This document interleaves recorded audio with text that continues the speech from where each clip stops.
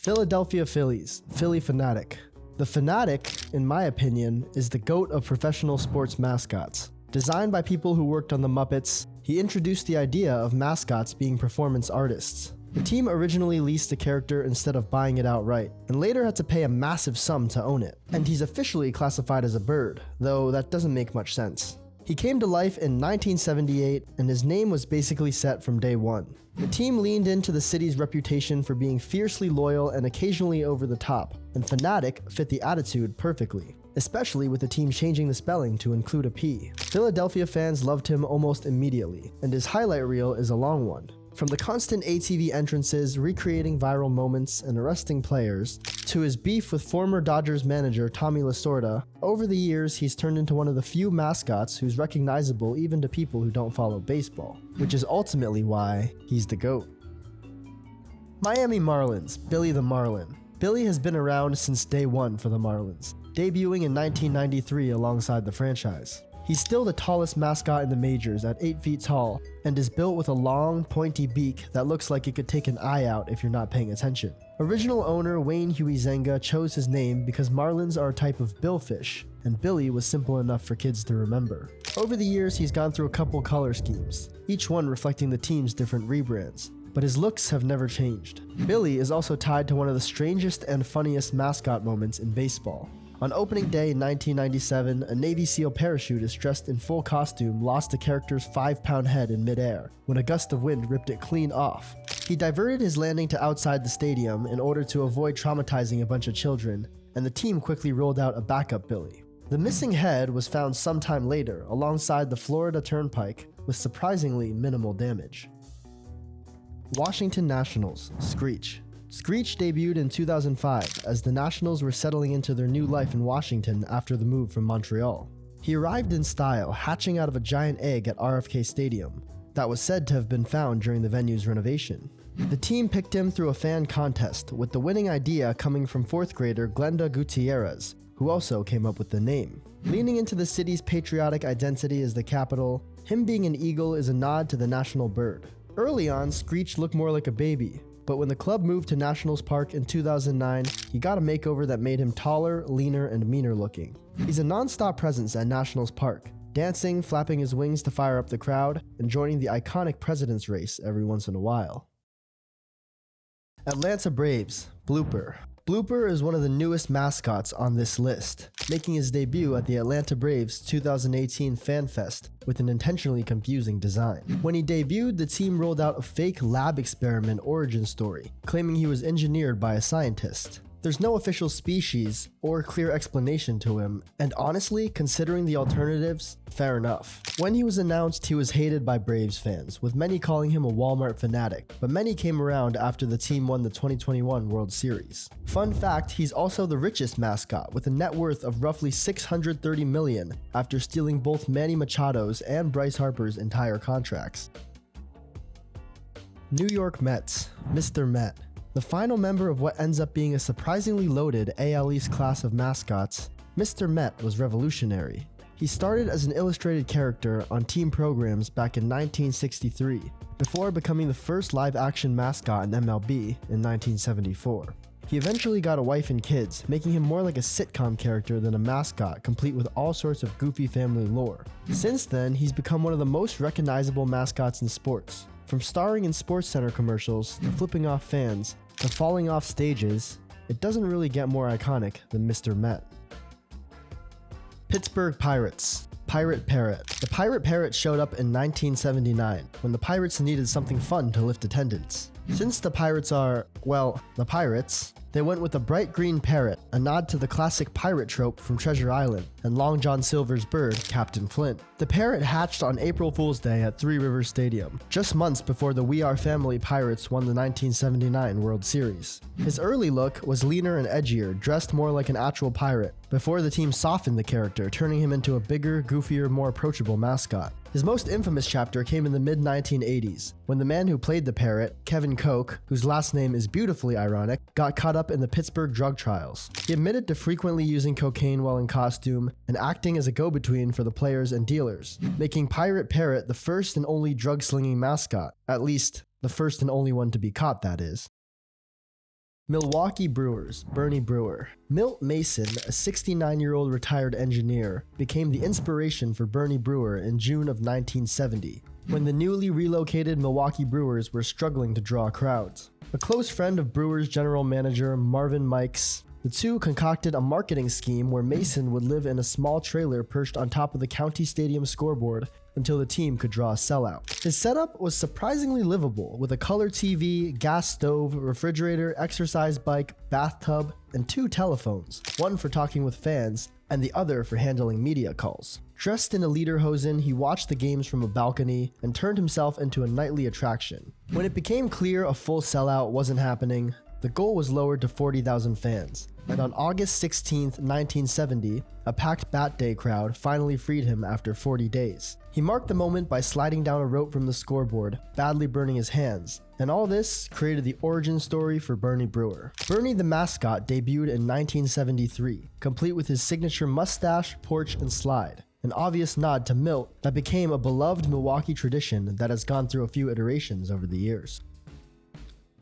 St. Louis Cardinals, Fredbird. Fredbird debuted on April 6, 1979, and is quietly one of the oldest continuously used mascots in MLB. His name is derived from Redbird, a common nickname for both Cardinals and the team itself. His species is the Northern Cardinal, and his signature move is beaking fans on the head. Over the years, he's been joined by Team Fredbird, a promotional squad of girls that helps with fan engagement and giveaways, a squad that once included well-known ring girl and influencer Sydney Thomas. Additionally, Fredbird is the only MLB mascot to stumble into political controversy, at least to my knowledge that is. In 2015, he was photographed holding a Police Lives Matter sign. The team later said he wasn't expressing a political stance and that fans had handed him the sign without his knowledge. All politics aside though, it probably wasn't a great look for him to be seen backing the blue anyway. Chicago Cubs, Clark. Clark is a surprisingly new addition for such a historic franchise. He debuted in 2014 and is named after the Clark and Addison intersection where Wrigley Field is located. Described as a friendly bear cub, his main focus is to entertain kids at the ballpark. The team gave him a fictional lineage tied to Joa, the live bear mascot the Cubs kept near Wrigley Field back in 1916. Clark can also be seen as the ultimate curse breaker, with the team snapping their 108-year World Series drought in 2016. Just 2 years after his introduction, and a century after his great-grandbear Joa first roamed the friendly confines. Cincinnati Reds, Mr. Redlegs. Mr. Redlegs is the only mascot that was born from Cold War politics. In the 1950s, the Cincinnati Reds found themselves caught in the middle of American politics, when the team's very name became a liability during the height of the Red Scare. As fear of communism swept the country, the word Reds began to carry an uncomfortable political baggage. And from 1953 to 1959, the franchise officially rebranded as the Cincinnati Redlegs to distance itself from any association with communism, drawing instead on its 19th century roots with the original Red Stockings. The shift extended to the uniforms and mascots, including the creation of Mr. Redlegs, a mustachioed figure styled after early baseball imagery that the team used in graphics. Despite the change, fans and media never fully abandoned the Reds name, and by the late 1950s, the franchise quietly reverted back. The legacy of that era lives on in 3 very similar mascots the team uses today. Mr. Red, the clean-shaven baseball-headed figure, became the first physical mascot for the team in 1973, followed by Mr. Redlegs, reintroduced as a retro counterpart in 2007, and Rosie Red, a female mascot, added in 2008. Los Angeles Angels, Rally Monkey. The Angels don't have a traditional mascot, but the Rally Monkey might be the coolest unofficial one in baseball. It all started in 2000, when a clip of Ace Ventura showing a monkey jumping around aired on the scoreboard, with the words Rally Monkey slapped across it. The Angels responded by scoring 2 runs and went on to win the game. The clip became such a hit that the team brought in Katie, a white-haired capuchin monkey who had appeared on Friends, to star in custom videos for future games. In those clips, she bounces around to jump around by House of Pain, and sometimes holds a sign that proudly reads, "Rally Time!" The monkey became a superstition for Angels fans, and when the team won the 2002 World Series, after the Rally Monkey sparked a 5-run comeback in Game 6, it became a subject of national attention. To this day, the Rally Monkey lives on through video board appearances, merch, and fan signs, though sadly, it hasn't helped the Angels find much success recently. Houston Astros, Orbit. Orbit is one of the many mascots that was designed by kids. After ditching their old cowboy mascot in 1990, the Astros held a contest that drew more than 10,000 elementary school entries, and Orbit is a mashed-together version of the various drawings submitted. The name ties back to the Astros brand, a clear nod to Houston's NASA and space history, which also explains why he's bright green and an alien. He disappeared in 2000 in favor of a rabbit named Junction Jack, but fan pressure brought him back in 2013. Some of the things he's done are fall off a horse and complete a 180-mile bike ride from Houston to Austin for charity. Now, the latter doesn't have much info about it, but on a real note, if that was one guy who did that, which I have no reason to believe it wasn't, I mean, props to him, honestly.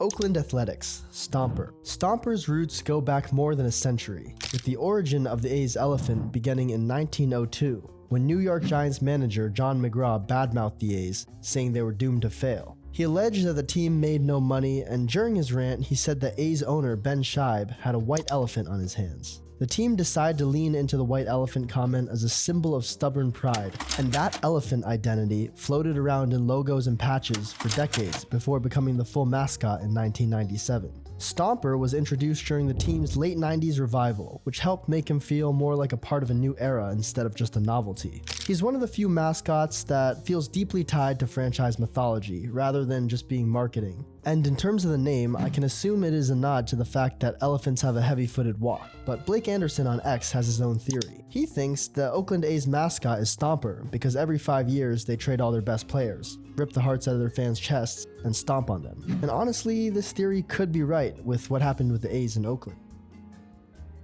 Seattle Mariners, Mariner Moose. The Mariner Moose arrived in 1990 after the team opened a contest for kids across the Pacific Northwest to dream up a mascot. A fifth grader named Armand Spiller pitched the winning idea with his moose beating out a couple of nautical-themed mascots.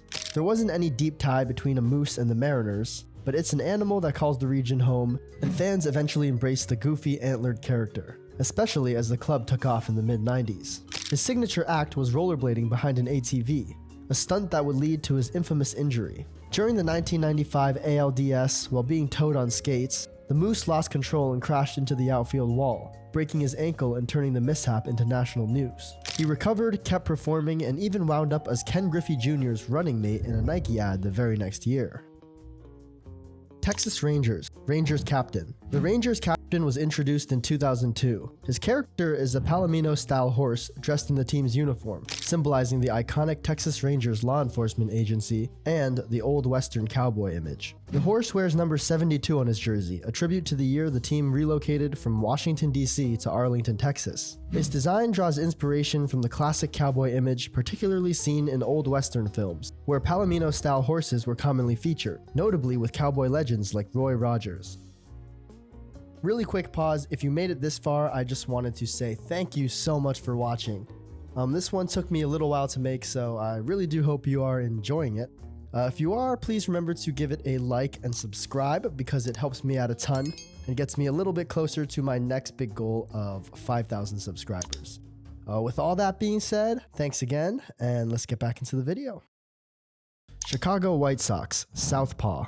Southpaw became the Chicago White Sox mascot in 2004, finally giving the team a permanent mascot after more than a decade without one. His arrival was timely, one season before the Sox won the 2005 World Series, making him instantly adored by fans. His origin story is that he was a dog who fell into the Chicago River on St. Patrick's Day. Nah, just kidding, I made that up, but you believe me, didn't you? The truth is that the team never stated what he is, rather describing him as just a fuzzy green dude who loves the White Sox. His name is a double reference, with Southpaw being a baseball term for left-handed pitcher, and also a direct nod to the south side of Chicago, where the team plays.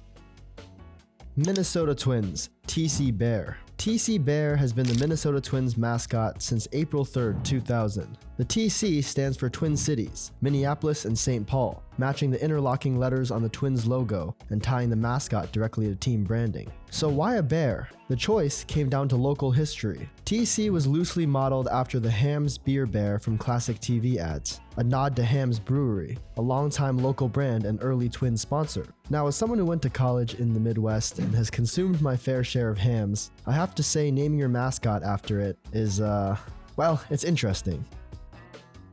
Cleveland Guardians, Slider. Slider has been the face of Cleveland baseball since 1990, when he was dreamed up by longtime executive Dennis Lehman.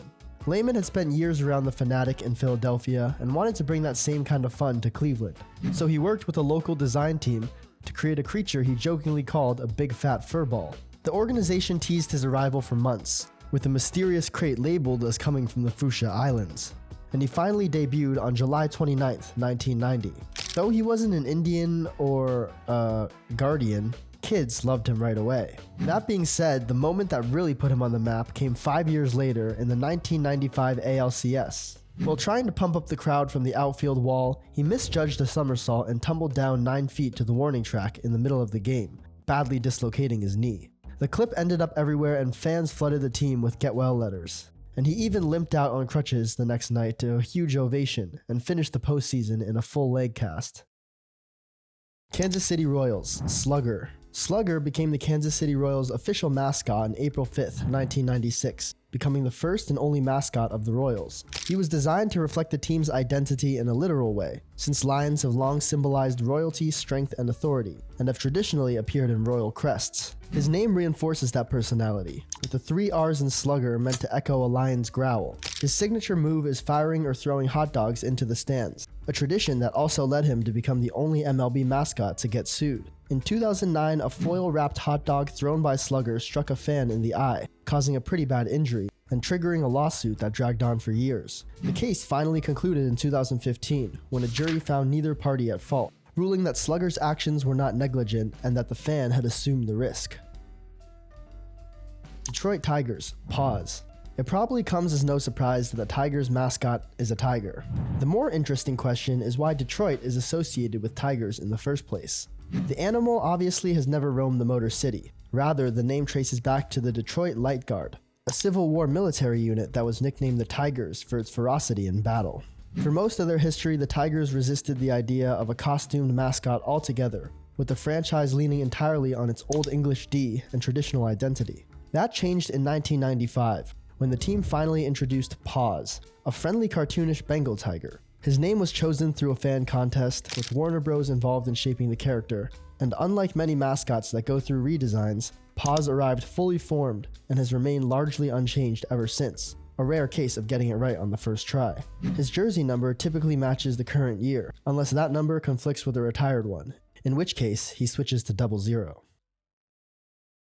New York Yankees, Dandy. The Yankees are perhaps the team most associated with not having a mascot, but the truth is, from 1979 to 1981, they did something that they'd like you to forget about.